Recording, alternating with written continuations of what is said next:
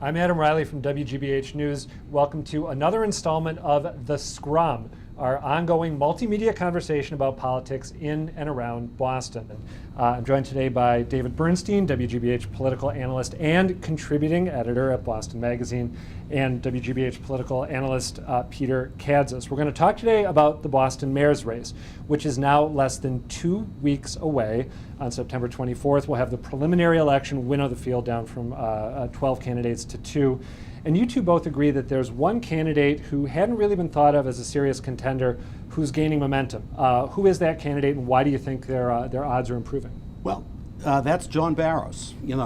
Before I answer your question, let me explain that the subtext of this election is who's had momentum what weeks. First it was Rob Consalvo, then it was Mike Ross, now it's John Barrows. And he's a smart guy, went to BC High, went to Dartmouth. If he had money, he could be considered Kennedy-esque. But he has really impressed people in forums and on the stump.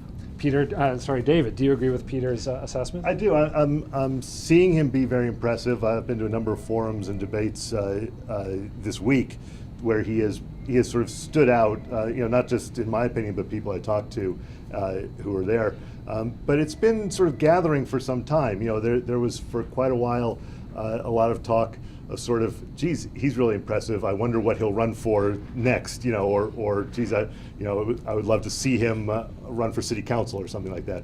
But it's become more and more just in the last week or two of, hey, maybe he is worth a vote. Maybe he could rise above the second tier, if you will. One thing that really impressed me was at the NAACP forum, which I know you and I were both at. He gave this very artful answer on a challenging topic. He talked about the contrast between the law enforcement and political response to Amy Lord's death in South Boston, contrasting it to the response that murders get in Roxbury and Mattapan and Dorchester. And that's a landmine of a topic to take on, saying that the response seemed radically different, and he did it seamlessly, saying, I heard about this death in South Boston. It was tragic. I wanted to go show my support with the community.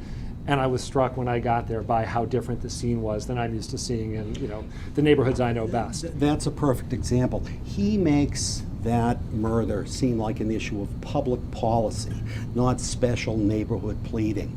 I mean, almost any time he grapples with an issue, he raises the level of debate. And that's rare in any type of politics, let alone local Boston politics. And I think part of what's happening is that the people who are interested in sort of a new Boston type of candidate have had this sort of range of characters out there who they've given a little look to. Mike Ross, Charlotte Golar-Ritchie, John Connolly, Bill Walczak. Well, actually, I would say that for folks who look at John Connolly and Marty Walsh and Rob Consalvo, fairly or not, as as sort of looking like old Boston, maybe, I don't know.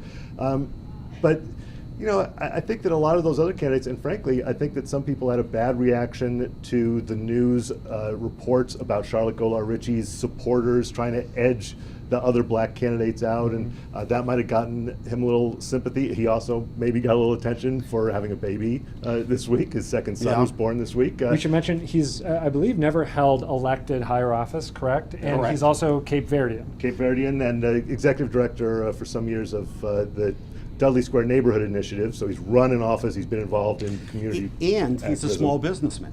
He co-owns a family restaurant. And I'll tell you, I mean, he doesn't play on that a lot, but he clearly has great sympathy with, small business people, and that translates. Is he a real threat, do you think, to actually make it into the final? Is that realistic?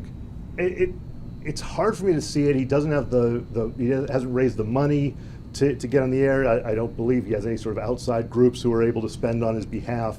I don't think that he has been able to sort of get his presence out and his name out and to enough people. These forums are great, but they only have so many people. Yeah, the hardball guy in me agrees with David, but what Barrows is telling people is, look, this is about choice. This is about us, being able to act on our aspirations, and he's doing a heck of a job trying to get people to vote for him because he's appealing. That sounds Patrick-esque when you frame it that way. So just before we pivot to education, I want to talk about education just for a little bit, but right now, who are your picks to make it into the final? I would say John Conley, Dan Conley, or Marty Walsh. It's one of those three. Probably Walsh and Conley. Okay, John Conley. David, what about you? Well, I think those three are clearly the favorites, and those three all have money and are going to be seen widely in advertisements for the next week and a half or so to the preliminary. So I think that it's going to be hard to break into what they have. I would say you could look at someone like Rob Consalvo maybe trying to break in because he does have a good organization. Charlotte Ritchie still, is picking up some, coalescing in some communities. And she's getting stronger, I think. If you ask the momentum question next week, the answer would probably be Charlotte Ritchie. All right, briefly on education, since it's not a complicated topic. David, you moderated a Boston Teachers Union forum last night on this subject. This has been a big issue throughout the race. John Connolly is coming at it from sort of a pro-charter, anti-union education reform standpoint. Rob Consalvo has styled himself as the defender of the teachers' unions. Other candidates have obviously had a lot to say. Who do you think is capitalizing on the issue of education and concerns about education?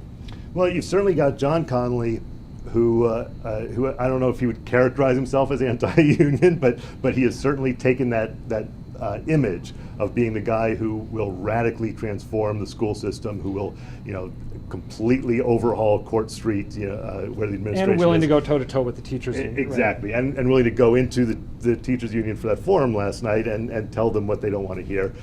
So he's sort of claimed that mantle, and then you have a number of candidates who are sort of trying to position themselves opposite that. Like you mentioned, Rob Consalvo, I think Mike Ross, Felix Arroyo, and whose wife is a teacher. Whose wife is a teacher and speaks very passionately. So, they're all trying to get some piece of it.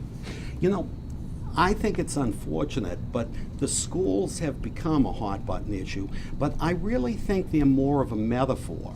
I think that the school debate is an unspoken example of frustration with the Menino administration in not being able to deliver all that it's promised. I think that's right. And now the schools have improved. I've got 2 kids in the schools, 1 who graduated. The schools have improved over the last 20 years, but not as much as everyone would let you on to believe.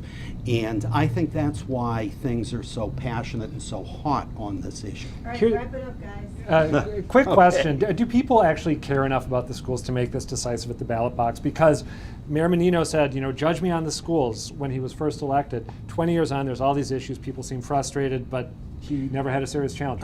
I would say yes. I think a lot of the undecided voters will make their mind up about the schools. I also think that it's an issue where people have specific things that they like and don't like quite different from one another, where yes, people are for more community policing when they talk about public safety, or they're for more business development, or whatever it might be.